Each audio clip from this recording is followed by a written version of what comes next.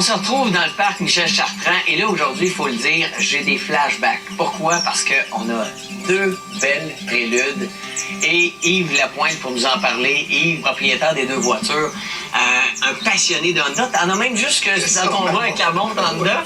Comment ça partit cette passion-là? Ben, ma passion pour les voitures est venue au départ quand j'avais une vingtaine d'années, puis surtout, ma passion est venue pour les Japonaises. Cette auto-là, quand je me suis assis dedans en 83, c'est la sensation de conduire.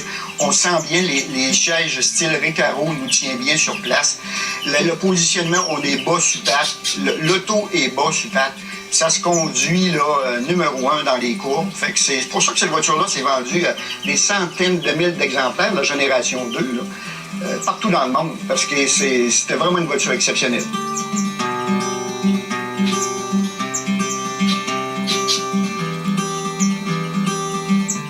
Ce qui est génial, c'est que quand la Honda a sorti en 1983, la voiture était spectaculaire. La ligne est très sportive.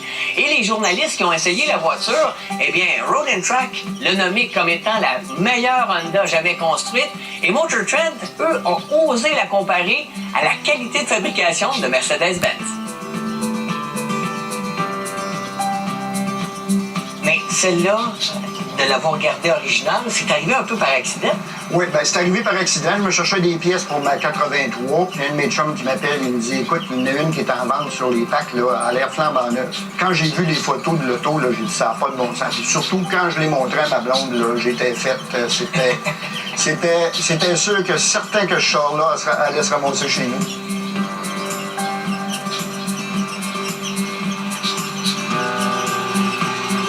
Quand j'ai commencé à travailler sur la voiture pour la remettre vraiment à mon goût, là, je me suis aperçu que j'avais fait une affaire en or. Cette voiture-là, elle est exceptionnelle, presque pas de traces d'usure, 100% d'origine, la carrosserie, le moteur, tout était d'origine. J'ai eu juste à mettre beaucoup d'heures pour polir toutes les pièces en métal, là, pour être capable de mesurer là, dans des catégories comme des classes de jugement japonaises où elle a remporté là, plusieurs prix là, de première position.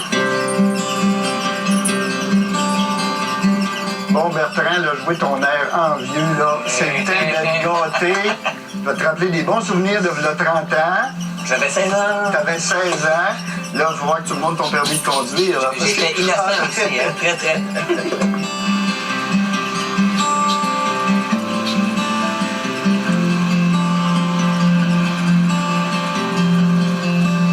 Hey, 57 000 km. Ouais. 1985. Incroyable. Ouais. 30 ans plus tard, cette voiture-là attire l'œil. On voit les gens qui regardent l'auto. Exactement. Puis dans les expositions d'auto, là, j'ai toujours beaucoup de monde autour de mes deux préludes parce que ça rappelle tellement de souvenirs. Tout le monde qui ont eu une prélude de génération 2 ont toujours aimé ce véhicule-là. Puis j'ai toujours des pouces en l'air tout le temps quand le monde parle de leur expérience avec la prélude de génération 2.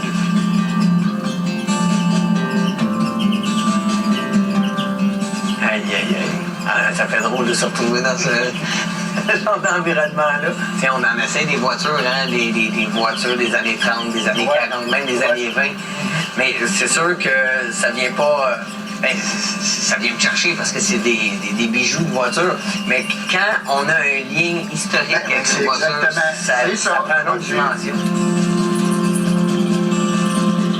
Hey, Yves, merci de ta passion, puis merci de m'avoir permis de revenir dans le parc. Ça me fait plaisir. En tout cas, moi, j'ai beaucoup aimé mon expérience, une expérience incroyable.